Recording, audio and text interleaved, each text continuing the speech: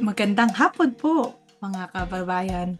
Kayo'y nakikinig dito lamang sa Radyo Migrante. Samahan niyo po kami sa ating episode 65 ngayon June 30th at ating alamin ang pangyayari tungkol sa ating komunidad dito sa Toronto at sa Pilipinas. For this week, we'll talk more about ano ba ang sovereignty. Our theme of this week is sovereignty. What does that mean? Asserting your right to sovereignty, such as what's happening in the West Philippine Sea, but also asserting the right to education. So with that being said, let's get started. But beforehand, nakalimutan ko, I should introduce myself. Ako po si Ems, your host for this week, and I'm super happy na magkasama tayo muli. We are Radyo Migrante on Vibe 105.5. And it is the long weekend, mga kababayan. So I hope na itong Sunday nito, whether nagtatrabaho or nagpapahinga, you find time to rest this long weekend. And I know it is the end of June, so happy Pride Month to our LGBTQ plus community. At we are also in Canada celebrating Canada Day, but also consider and let's take yung time nito mag-reflect kung bakit merong mga ibang kapwang Canadian na maybe who do not celebrate Canada Day. I think it's been 2 years since yung headlines na nakadiskubre ng mga madaming mass graves ng mga Indigenous children sa residential school. Ito lang ang isang example of how the colonial history of Canada has impacted violently the lives of Indigenous people who've been the caretakers of the land and waters dito sa Turtle Island. And so, in this Canada Day, let's reflect. We invite you to reflect kung ano ba ibig sabihin ng Canada Day, ano ba ibig sabihin to support Indigenous communities to self-determination, to sovereignty, and the rights to continue to assert their culture and their ways of knowing, being, and doing.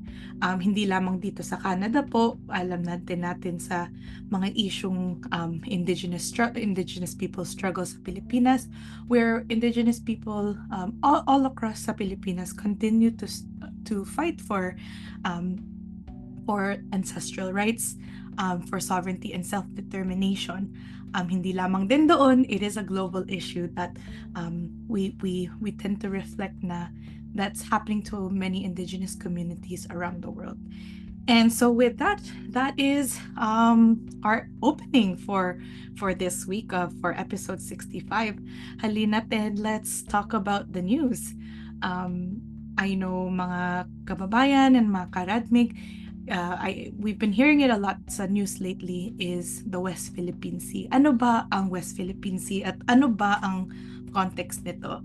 So before I give any updates kung what is the top news of what's happening in the West Philippine Sea, maybe balikan po natin kung where is it, what is it, why is it important? And according to Nemenzo, or Francisco Nemenzo, who was a professor of political science sa Pilipinas, gave us a background based on his background information.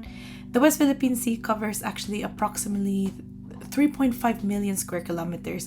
Now, it covers 250 islets, shoals, atolls, cays, reef, and sandbars, clustered between the two archipelagos. So nakikita natin mayaman ang seascape, ang kabuhayan dito ng marine life dito sa South China Sea or sa West Philippine Sea.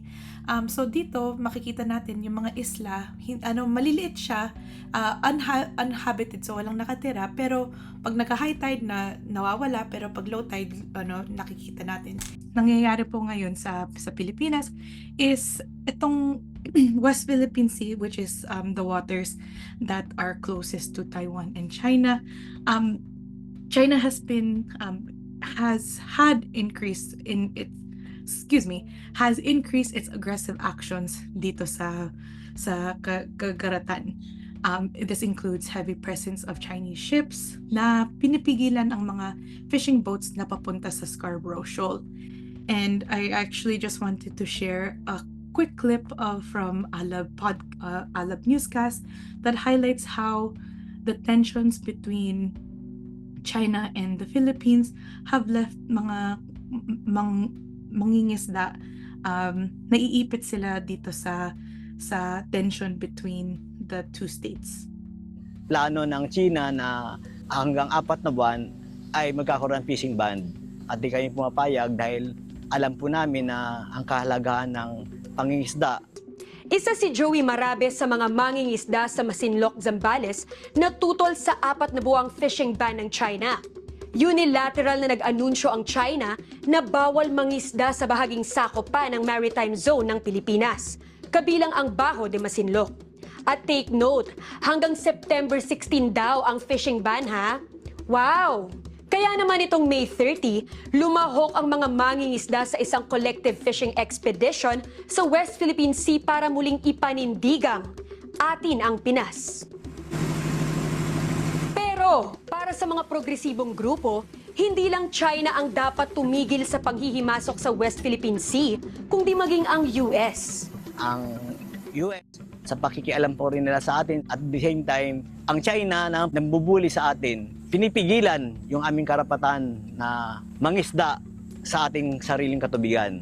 Ayun, and we see in that example of ang mga nangingisda in the Philippines, they are caught in between the militarization that's happening between the two states, where they don't have the ability to practice and exercise yung karapatan nila mangisda sa ating karagatan.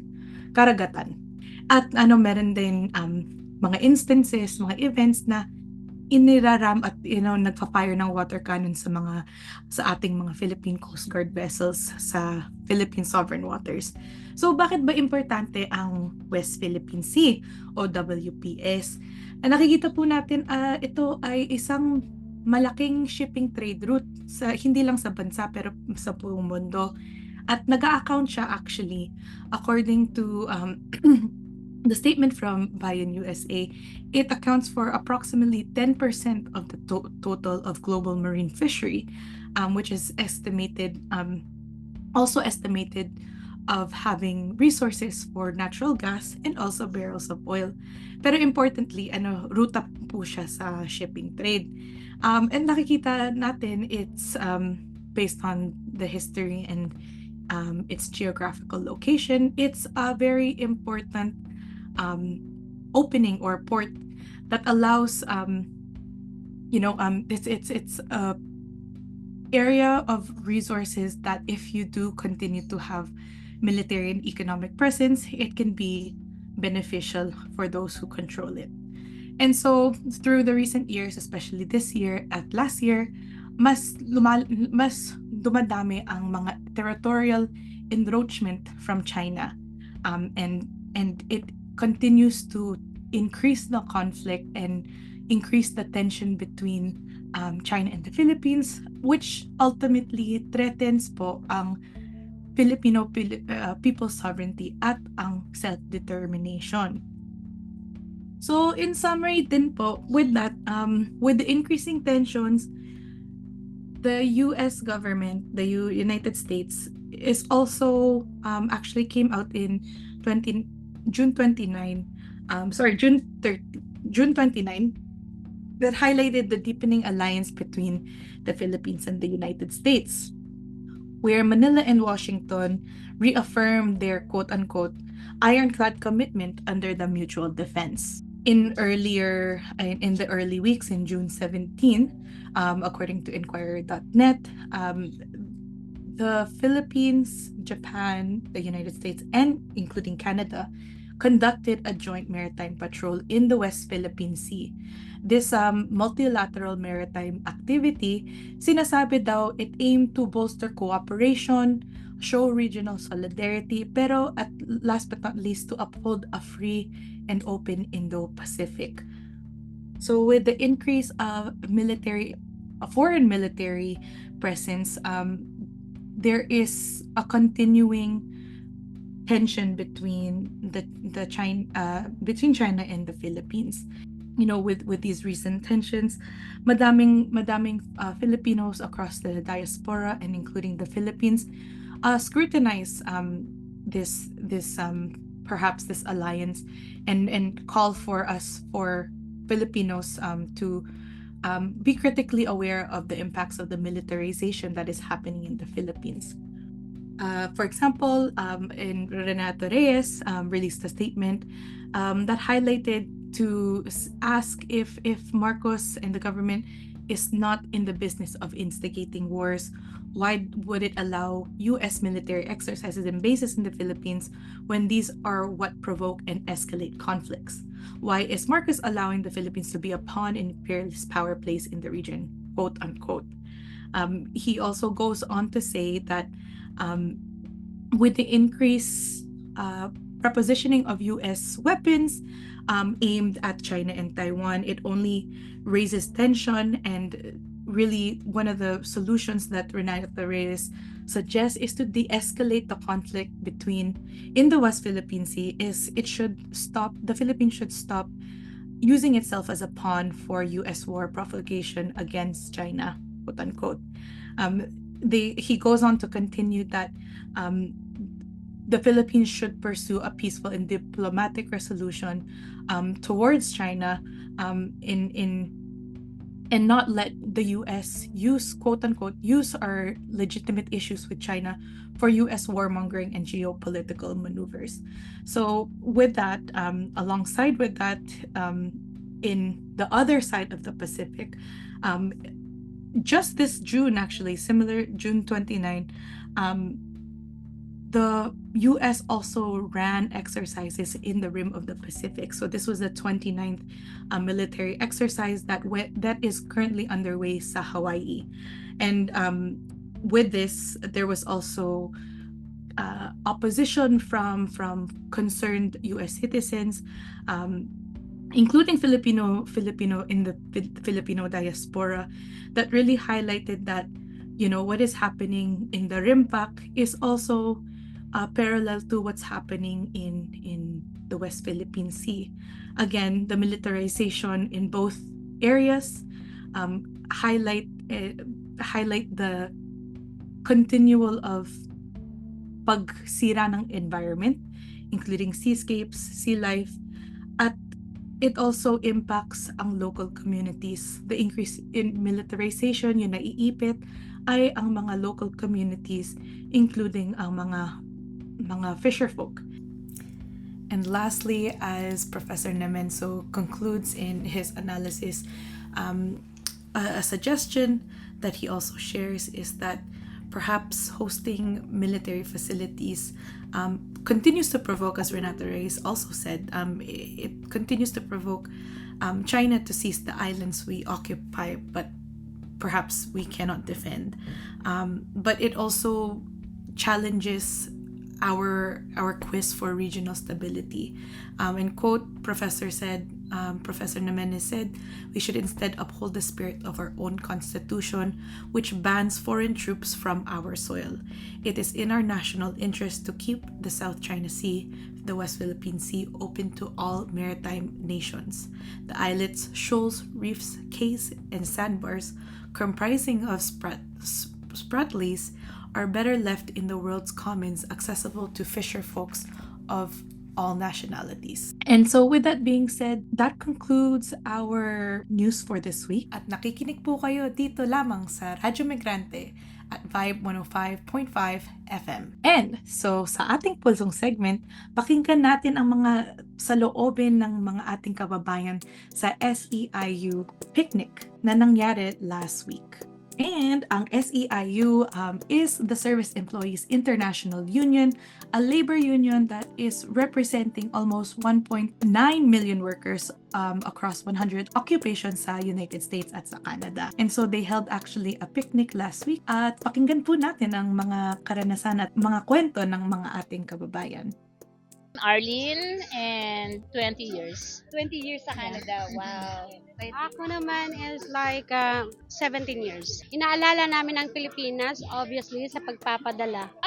Pag may mga fiesta dito sa Toronto, as much as possible, pumupunta kami kasi alam mo yon, kahit paano, doon na pupunan yung mga nawawalang piece of yourself, di ba? Pag nakakakita ka ng a lot of Filipino people, kasi ang sarap ng pakiramdam. Healthcare workers kami. We work at the long term in a hospital. Also do home care and community care. Lahat naman ng mga Pilipino dito, mga 80% are healthcare workers. We're proud to say that. Wherever you go, hospitals, lahat ng hospitals in Toronto, not even in Toronto, entire Canada, in the US, Filipinos. Ano pong kalagayan ng healthcare dito sa Toronto or sa Canada o sa trabaho niyo po na gusto nyong matutunan ng mga nakikinig? Oh, a lot actually. Kailangan kasi pagka health workers ka, yung dedication mo sa trabaho. Because it's really, really hard to be a health worker. To be honest, it's really hard.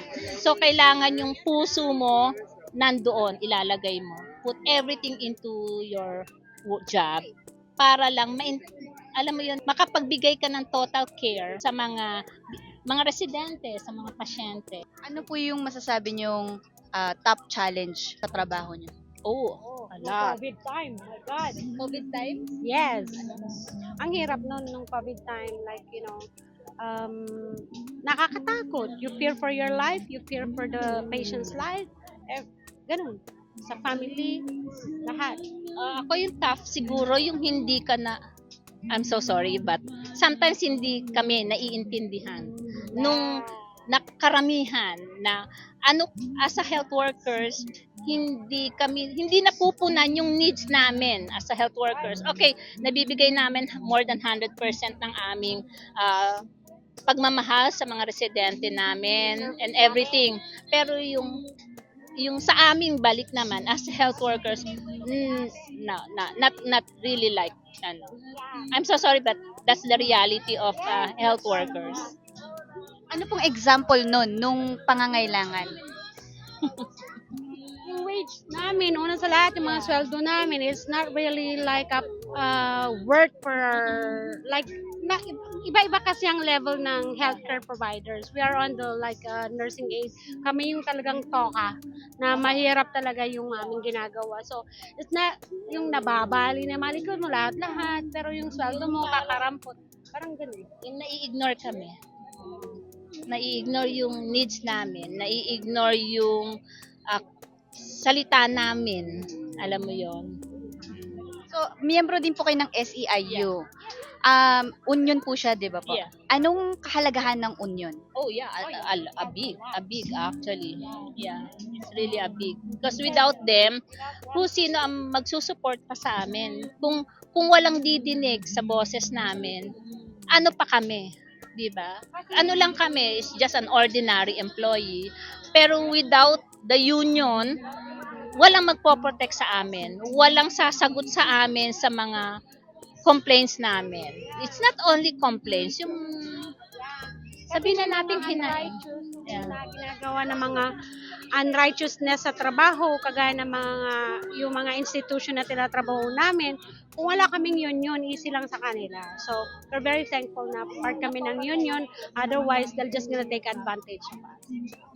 Maraming rights, they still do what they want. That's why we're thankful na nandito kami sa union. Kasi alam nila na hindi sila basta-basta. alam nila yung law. Alam namin, pero siyempre, wala kaming voice. May union ka, may voice ka. Gusto ko yun May union ka, may voice ka.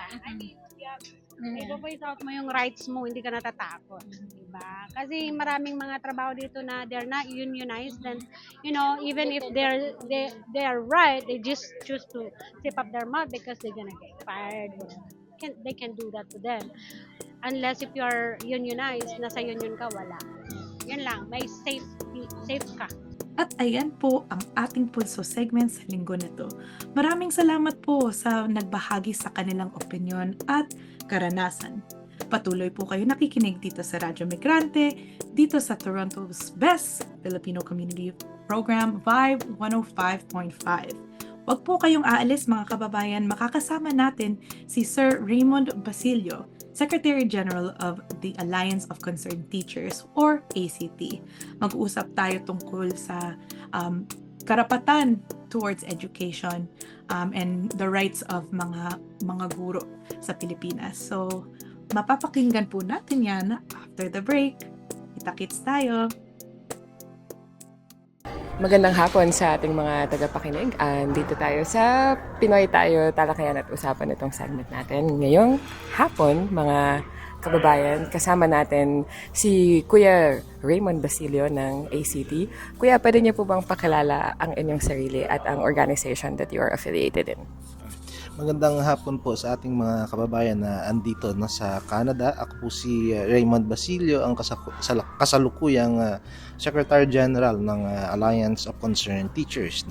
Ang aming pong organisasyon ay pambansang alyansa ng mga organisasyon, mga union ng guro, kawani sa edukasyon, mga education advocates, mga profesor, at lahat na po ng mga nasa sektor ng edukasyon. Thank you, Kuya Raymond. At ano po ang ginagawa niyo ngayon dito sa Toronto at sa Canada as of the moment? Kasalukuyan tayo po ay naglulunsad ng tinatawag nating Labor Solidarity Tour dito sa Canada, sa pamamagitan ng ating mga kaibigang mga union, kung saan tayo ay naglulunsad ng mga discussion o mga pagbabahagian sa iba't ibang mga organisasyon at mga union, kabilang na mismo dun sa mga formation ng ating mga kababayang mga migrante na andirito sa Canada, hinggil sa ano yung mga kasalukuyang issues and concerns na dinadala namin ng Alliance of Concerned Teachers, gayon din kung ano yung kalagayan sa ating bansa. Siyempre, kapag sinabi natin kalagayan, andyan yung kalagayan pang ekonomiya, pang politika, kamusta ang ating mga magsasaka, mga manggagawa, mga guro, mga estudyante. So basically, ito parang pag-share nung current na situation ng ating bansa dito sa ating mga kababayan abroad. Ayun, maraming salamat. Kaya po pala kayo nandito ngayon para ipaliwanag itong mga burning issues ng labor issues sa Philippines at in solidarity also dito sa Canada. Unang tanong, Kuya Raymond, Sir Raymond, ano ang Alliance of Concerned Teachers? Ano ang mga objectives at ano yung mga objectives nito? At what are the current issues students and educators are facing in the Philippines? Well, una-una yung Alliance of Concerned Teachers ay kaya binanggit ko nga kanina, kami ay pambansang alyansa ng iba't ibang mga organisasyon na nasa ilalim ng ating education sector. Pinakamalaking bahagi nito ay binubuo ng mga pampublikong guro mula sa kinder, elementarya, high school at mga profesor sa kolehiyo.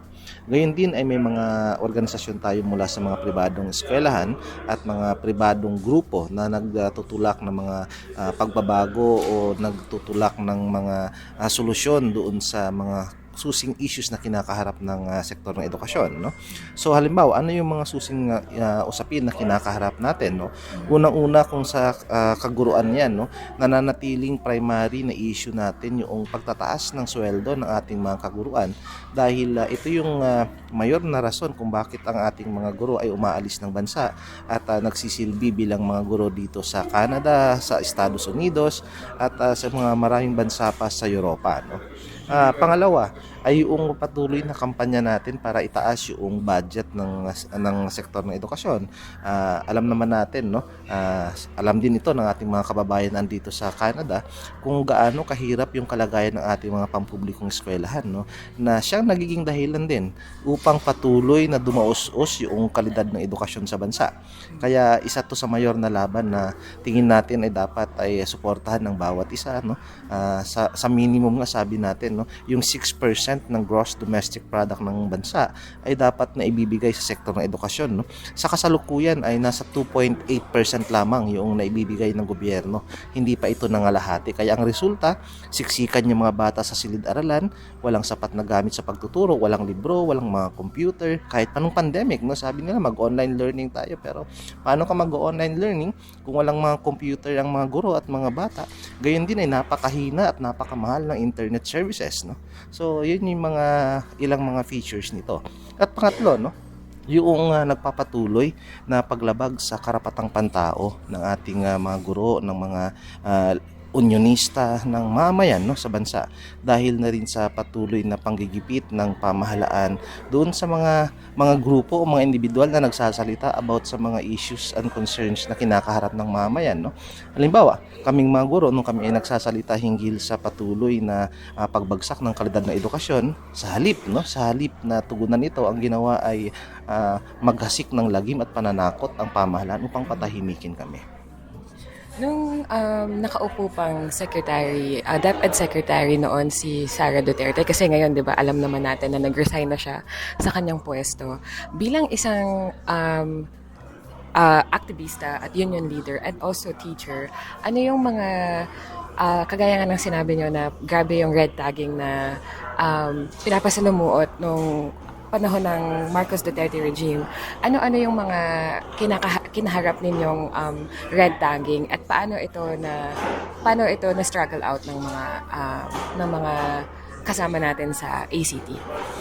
Naging madugo yung laban dito, no, kasi una andyan yung takot no, sa bahagi ng ating mga guro. Halimbawa, lalo't lalo pa alam naman natin na naging malawakan yung kaso ng patayan sa bansa anong panahon noong pamumuno ni President Rodrigo Duterte, no, kung saan kung sa usapin nga ng drug war yan, umabot yan ng 33,000 na mga Pilipino yung pinagkaitan ng karapatan na ipagtanggol ang kanilang mga sarili sa korte, no, at sila ay hinusgahan at agad na kinitil ang kanilang mga buhay, no. Sa sektor ng edukasyon, no, may mga 7 kaming guro at leader guro na sinampahan ng gawa-gawang kaso ng murder, na sila daw ay naging kabahagi sa actual, no, na labanan sa pagitan ng militar at ng mga rebelding grupo, no, na later on sasabihin naman ng korte walang batayan ng mga yan at walang ni isang ebidensya na magpapatunay sa mga akusasyon na iyan, no. So malinaw na yung pagsasampa ng mga kaso ay pamamaraan upang takutin at patahimikin, no, yung mga guro, na ang panawagan lang naman namin simple, no, dagdag sweldo dahil gusto namin mabuhay ng maayos, gusto namin magturo ng maayos, dagdag na budget sa sektor ng edukasyon, kasi kami nakikita namin, no, kung gaano kahirap yung magturo na may 60-70 na estudyante sa isang silid-aralan na may isang ventilador lamang, at alam natin kung gaano kainit ang klima sa Pilipinas. The same time, walang libro, walang mga educational materials. Si teacher pa yung magpo-provide, yung gagawa ng paraan, maghahanap ng printer, ng bond paper, ng ink upang magkaroon siya ng mga materyales na ibibigay sa kanyang mga estudyante, no. Ito ay mga legitimate na mga issues na dapat ay tinutugunan ng gobyerno. Kaya naman kami ay nagsasalita, no.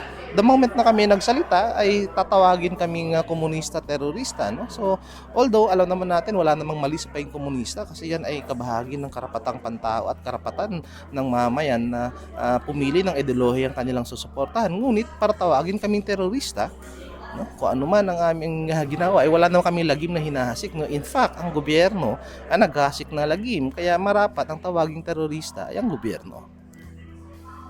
Grabe. So, yung calls ng mga guro natin sa Pilipinas, lalo na sa mga public school teachers, pataas ng sweldo at budget sa sektor ng edukasyon. Pero habang nananawagan ang mga guro sa mga calls to actions na ito, ang ginagawa ng gobyerno ay red tag ang ating mga teachers. So yun yung reality na nangyayari sa Philippines. Sir Raymond, tanong ko lang, personally, why did you join ACT? Ano yung kwento? Ano yung kwento nyo? Kwentuhan nyo kami kung bakit education advocacy ang pinili ninyong gawin sa Pilipinas. Bata pa lang ako, no, simple lang naman yung pangarap ko, no, yung makapagtapos ng pag-aaral. Ngunit mismo dun sa pangarap na yun ay sa aking personal na experience ay napakahirap na makuha, no. Kailangan mo magtrabaho habang nag-aaral.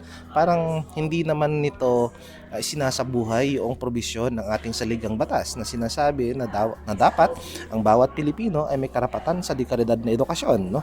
Ibig sabihin, kapag karapatan, hindi mo ito binibili, hindi mo ito hinihingi, no. Dapat ito ay kusang binibigay dahil ito ay kabahagi na yung pagiging Pilipino. Ito ay kabahagi ng mga karapatan na nasusulat sa ating saligang batas, no.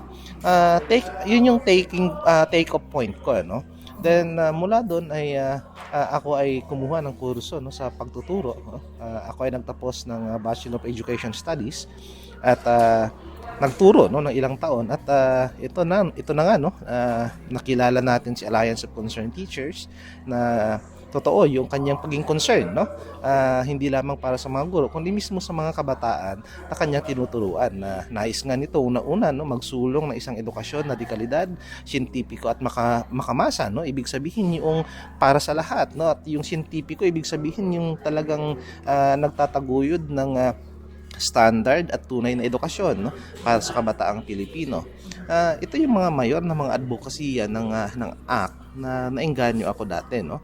At along the way, nakita natin na parang kailangan din natin tugunan, no, yung mga economic and democratic rights ng mga guro mismo na talagang nalalabag, na until now yung ating mga teachers, sabi nga sila ay underpaid, overworked at ngayon ay under attack, no.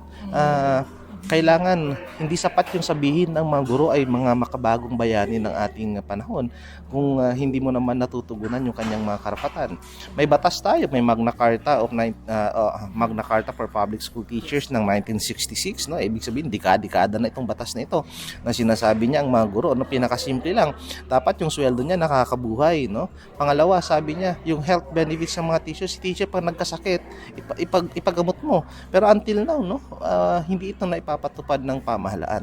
Nananatiling nasa laylayan ng ating mga kaguruan, no? At yun yung struggle ng ating mga teachers. Kaya sana yung gobyerno magising na, no, at wag naman tayong bula-bulahin na sabihin na ang pagtuturo naman ay isang bukasyon at hindi sweldo ang naging batayan kung bakit tayo nagtuturo. Reality natin, may mga bunghanga tayong pinapakain, may mga bata tayong pinapaaral, tayo mismo bilang mga educators, may pamilya tayo na kailangan tugunan yung pangangailangan. Kaya malinaw yung panawagan ng ACT, no? Sahod itaas, hindi pandarahas. Tama. Grabe. Sa pangalawa sa huli na tanong, like second to the last question, syempre dito sa Canada, Sir Raymond, ang sitwasyon ng mga teachers ay, although different conditions, nahihirapan din at nagsastruggle din yung mga guro dito sa Canada. So, although under different conditions, the current education here in Canada face staff shortages, exacerbating inequities for students on the margins, especially the racialized sectors. What is your message para sa mga Canadian teachers and educators na nandito ngayon, lalo na sa mga Filipino educators na nandito? Well, yung neoliberal na polisiya ng mga gobyerno in terms of social services ay hindi kumikilala ng border, no? This is a policy of all governments na neoliberal, no? Halimbawa ng Canadian government, ng Philippine government, ibig sabihin pag neoliberal, no, yung kanilang pag-adhere doon sa mas paghahanap ng kita, ng pagtutulak ng negosyo instead na pondohan yung mga serbisyo, no? Halimbawa, serbisyo yung edukasyon, no? Nakikita talaga natin yung pagkakat ng spending ng mga gobyerno sa kanilang public education system. So kapag nag-cut ka, una-unang tatamaan dyan ay yung iyong personnel, no? So imbis na may 10 kang guro, babagsak mo ng 7. So yung trabaho ng 10 gagawin na ng 7. Imbis na may mga support staff ka sa school na 5, gagawin mo na lang 1. So yung trabaho ng 5 magiging trabaho ng 1, no? So talagang ganun yung kanilang sistemang ginagawa na itinutulak ito, no, ng mga multilateral financial institutions. Halimbawa sa Pilipinas, itinutulak yan ng Asian Development Bank na kailangan tipirin ng gobyerno kanyang gastusin sa kanyang mga personnel, sa kanyang human resource, no? Andyan yung sinasabi nilang pagtutulak na dapat ang isang guro o isang kawani ay mag-perform ng beyond 100%, no? Ibig sabihin, kung yung target mo sa isang taon ay makapagturo ka ng ganito kadami na bata, dapat next year ay masigitan mo yan, no? Kasi dapat daw increasing yung productivity, no? So ganun din yan dito sa Canada at nakita din natin yan mismo sa United States, sa Europe, na talagang pinapataas yung working hours ng mga teachers, pinapalakihan yung kanilang mga class sizes, at mula sa pagtuturo, dinadagdagan na sila ng mga administrative na mga gawain, no, na talagang nagpapakomplika doon sa gawain ng ating mga kaguruan. So dapat, no, Sa ganitong kalagayan, napakahalaga no, yung pagbibigkis ng mga guro at ng mga manggagawa, hindi lamang mula sa isang bansa, kundi sabi ko nga, ito namang mga gobyerno natin, sila ay nagpupulong every year, every now and then upang magbuo ng mga polisiya kung paano tayo tipirin, kung paano tayo mas pahirapan. Dapat tayo din, no, manggagawa ng daigdig, no, mga guro mula sa iba't ibang bansa ay nagbibigkis dito at nag-uusap kung paano tayo collectively ay itulak yung ating mga demokratikong karapatan at interes. Tama, magandang cause to action yun. Dapat magtayo pa tayo ng union at pag-usapan kung ano yung mga kinakaharap na issues na i-experience natin sa mga eskwelahan at ano pa, yanigin pa yung gobyerno to give us more fundings and give us more rights as educators in Canada and in the Philippines. Huling tanong, Sir Raymond, ano po ang mga mensahe nyo sa ating mga migranteng Pilipinong nakikinig ngayong hapon? Well, una-una yung ating pagpupugay at pasasalamat sa ating mga kababayan nandito sa Canada, no.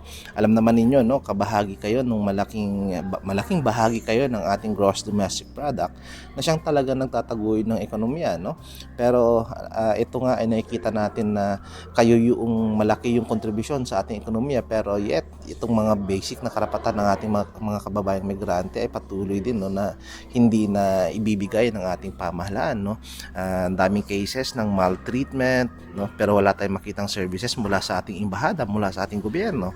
So dapat ay yung ating mga kababayan dito, kagaya po ng aming panawagan sa mga guro, ay magkaisa din, no. At sabi nga namin, get organized, no. Maging bahagi kayo ng mga organisasyon upang yung ating mga usapin at mga suliranin ay nabubuo at nagkakaroon tayo ng nagkakaisang panawagan at nagkakaisang pagsusulong ng mga aksyon upang matugunan ng mga ito, no.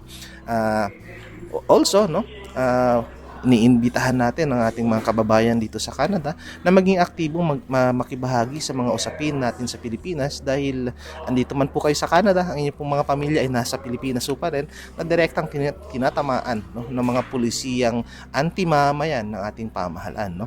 Simula mo po si Marcos, sabi niya 20 pesos na lang dapat ang kilo ng bigas, hindi po nangyari yan. Patuloy ang pagtaas ng presyo ng mga bilihin, patuloy ang pagtaas ng presyo ng gas, at patuloy na dumadaos-os yung halaga ng sweldo ng ating mga manggagawa, ng ating mamamayan sa Pilipinas. So, sa ganung kalagayan, lumiliit din yung halaga ng mga remittances na ating ipinapadala sa ating mga kababayan sa Pilipinas dahil nga lumiliit yung purchasing power dahil sa pagtaas ng presyo ng mga bilihin at mga serbisyo.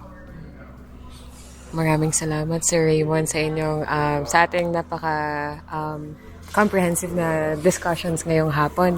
At tama na yung mga migranteng Filipino na nakikinig ngayon ay stay updated to current news na nangyayari sa Philippines at makipag-usap sa ating mga co-workers, sa ating mga kapamilya, kaibigan, kung ano yung mga nangyayari sa issues sa Philippines and also dito sa Canada at get organized. Maraming salamat po, Sir Raymond, ngayong hapon at mabuhay po kayo. Maraming salamat at mabuhay po tayong lahat, no? At tuloy-tuloy yung ating pagbibigkis ng pagkakaisa para sa kapakanan ng bawat Pilipino at ng bawat mamamayan ng buong daigdig. Ayun, I hope you learned something new. Or if you have any questions, comment lang sa aming Facebook or Instagram. Nandun kami and we'd love to have a conversation there. So maraming salamat sa inyo sa pagkikinig at sa pagsusubaybay sa ating Pinoy Talakayan at Usapan o Pinoy Tayo. Nakikinig kayo lamang dito sa Radyo Migrante ng Vibe 105.5 FM. Pakinggan naman natin ang kantang Panawagan by Alay Sining. Sa performance noong pagpupugay sa Ginintoang Tanglaw, noong April 24, 2023, dito ang nag-perform ay si Aki Mercedes at ang nasa gitara naman ay si Eman Acosta. May panawagan,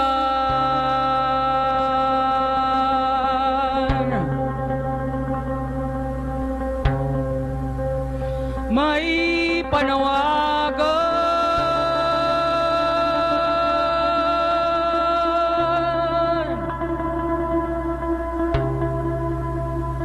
may panawagan.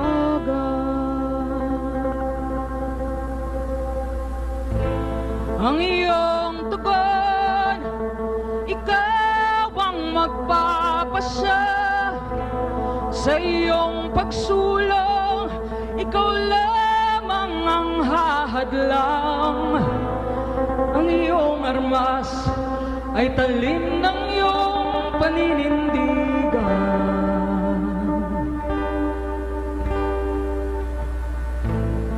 Tibayan ang loob pagkat buhay ang anay sa panawagan.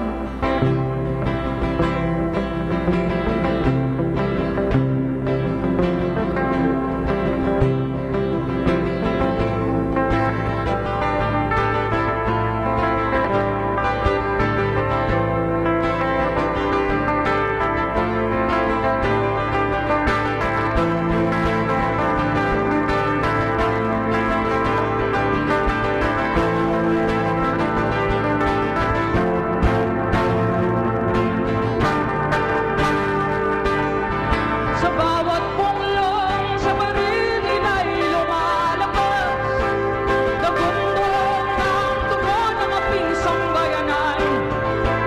Sa bawat luhang pinalabot ng lupa, sa bawat buhay na kanilang sinasayang, lumalakas, sumisigaw, umiiyaw, dumadaluyong ang panawagan. Ang iyong tugon, ikaw ang magpapasya sa iyong pagsulong, ikaw lamang ang hahadlang. Ang iyong armas ay talim ng iyong paninindigan. Tibayan ang loob pagkat buhay ang anay sa panawagan. Sa bawat punglong sa baril nila'y lumalabas, kabundong ng tugon ng aping sambayanan. Sa bawat luhang pinalabot ng lupa, sa bawat buhay na kanilang sinasayang, lumalakas, sumisigaw, umiiyaw, dumadaluyong. Lumalakas, sumisigaw, dumadaluyong ang panawagan.